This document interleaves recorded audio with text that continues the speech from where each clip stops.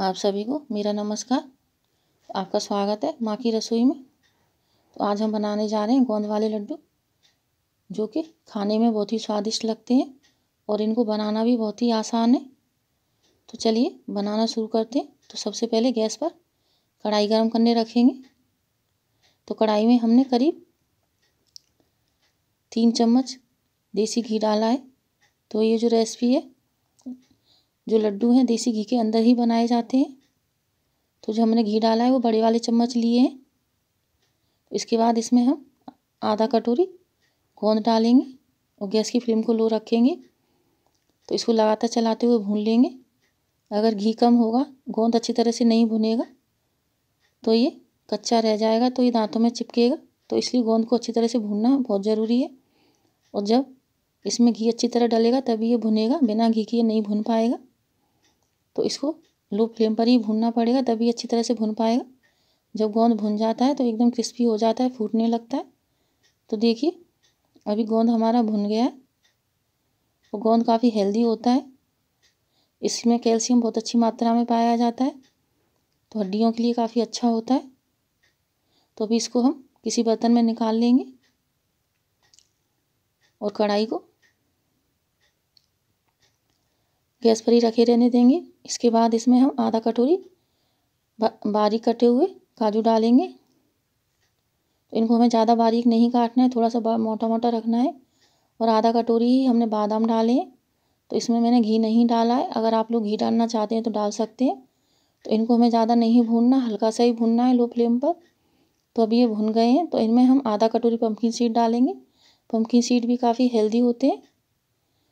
तो pumpkin seed को तो बहुत ही कम भूनना है, ज़्यादा नहीं भूनेंगे। अगर इन तीनों चीज़ों को ज़्यादा भून देंगे तो ये कड़वी हो जाएंगी। तो इसलिए आप लोग ये याद रखिएगा कि बहुत ही हल्का सा भूनना है।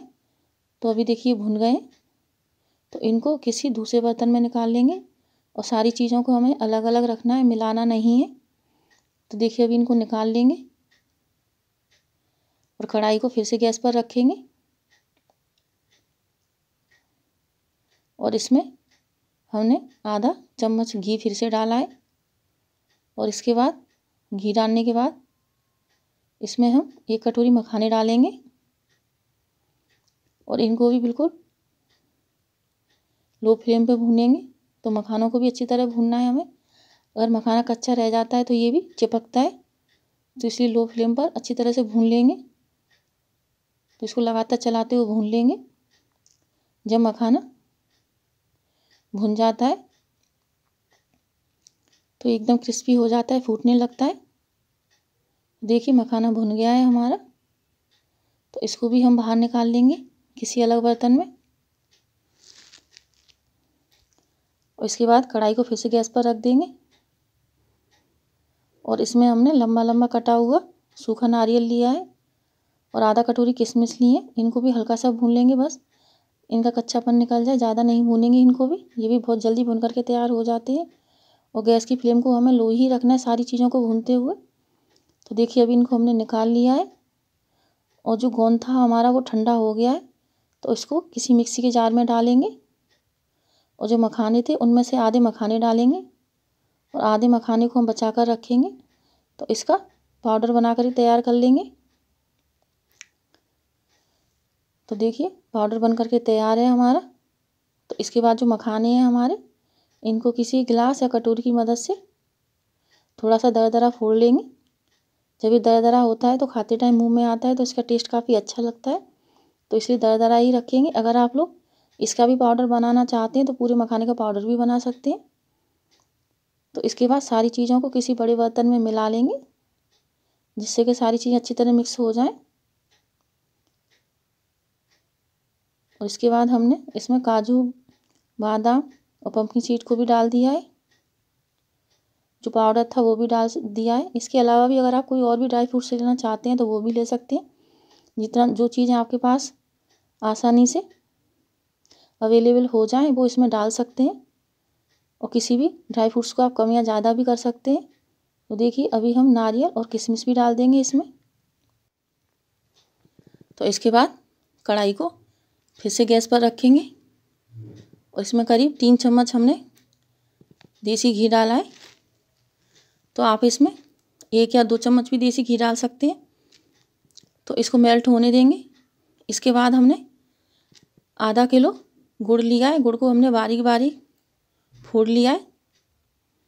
और जो हमने ड्राई फ्रूट्स लिए हैं वो भी आधा किलो है। तो आधा किलो ड्राई फ्रूट्स में हमें आधा किलो गुड़ ही डालना पड़ेगा, तभी हमारे लड्डू एकदम परफेक्ट बनेंगे। क्योंकि जो गोंद और मखाने का पेस्ट है वो गुड़ को सोख लेगा। तो इसलिए आपको आधा किलो ही गुड़ डालना पड़ेगा, तभी ये आसानी से बंधेंगे। तो इसके बाद देखिए इसको ज़्यादा नहीं पकाना, बस खाली गुड़ मेल्ट हो जाए इतना ही पकाना है, और बिल्कुल लो फ्लेम पर। तो गुड़ हमारा मेल्ट हो गया है। तो उसके बाद जो हमारा पाउडर है उसमें हम बीच में थोड़ी सी जगह बनाएंगे, और इसको हमें ज़्यादा नहीं पकाना है। गुड़ को अगर ज़्यादा पका देंगे तो इसके अंदर कड़वाहट आ जाएगी। इसलिए आप लोग ये याद रखिएगा कि बस गुड़ घुल जाए इतना ही पकाना है। इसके बाद गुड़ को डाल देंगे और डाल के अच्छी तरह से मिक्स कर देंगे। अगर आप लोग थोड़ा बहुत गुड़ कम करना चाहते हैं तो कम भी कर सकते हैं, लेकिन अगर इतना गुड़ डालेंगे तो आपके लड्डू आसानी से बन जाएंगे। अगर आप लोग गुड़ कम डालेंगे तो फिर आपको ऊपर से घी डालना पड़ेगा, अगर लड्डू आपके आसानी से नहीं बंधे तो इसलिए अगर आधा किलो घी गुड़ डाल करके आप लड्डू बनाएंगे तो आपके लड्डू बिल्कुल आसानी से बन करके तैयार हो जाएंगे, और इन्हें बांधने में भी आपको कोई परेशानी नहीं होगी। तो देखिए इसको अच्छी तरह से मिक्स कर लेंगे, और जब तक ये हाथों से छूने लायक हो जाए इतना उसको ठंडा करना है। और इन लड्डुओं को खाना काफ़ी फ़ायदेमंद होता है, इनसे आपको भरपूर एनर्जी मिलेगी, और इस कड़ाके की सर्दी में आपको गर्माहट भी मिलेगी। तो देखिए इस तरह से जितने भी बड़े आपको लड्डू बनाने उतने बड़े लड्डू बना करके तैयार कर लेंगे। और इन लड्डुओं को आप फ्रिज के बिना भी महीनों तक बाहर रख सकते हैं, ये एकदम सॉफ्ट रहेंगे चाहे कितना भी टाइम हो जाए इनको। तो अगर आपके बच्चे बाहर रहते हैं या आपके परिवार का कोई भी सदस्य बाहर रहता है या आप कहीं भी घूमने जा रहे हैं तो इन लड्डुओं को बना करके रख सकते हैं।